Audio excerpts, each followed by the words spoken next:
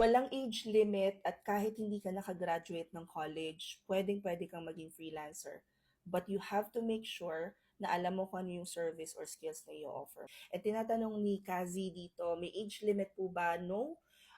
I know someone who's been working from home and she's 65, 64, 65 years old already.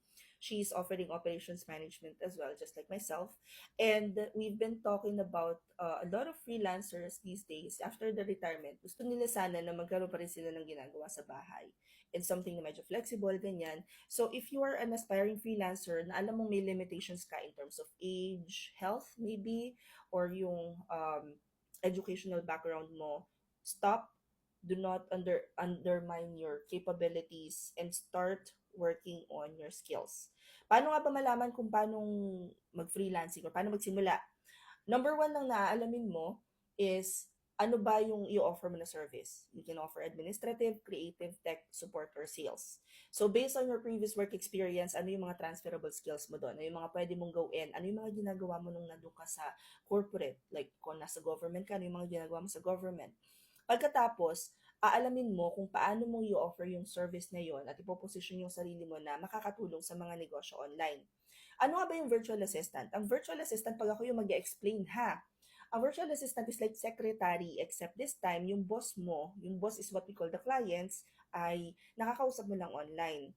Ngayon, kung hindi ka pa ganun kasanay na gumamit ng computer, your first step should be learning how to use the computer. Kung hindi ka marunong gumamit ng Google Workspace, kailangan pag-aralan mo ang Google Workspace. Pagkatapos unti-unti.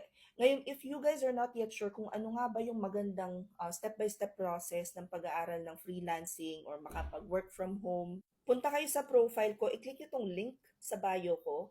Pagkatapos makikita nyo na itong page na to. Now, from this page, itaas nyo lang siya ng onte, makikita nyo na dyan yung free resources. So, nandun siya sa may bandang baba, I believe. I'm not sure if na-edit ko na to, but ayan, there you go. Free resources. So, meron tayong hindi na for this 2024 na, hindi ko pa nasusundan. May free roadmap dyan, may free video training. Sundan nyo lang yan isa-isa hanggang sa application book session. Based on your learning curve, kung mabilis-bilis ka pa mag-absorb ng information, madali ka makakahanap ng kliyente, basta sundan nyo lang yung step by step.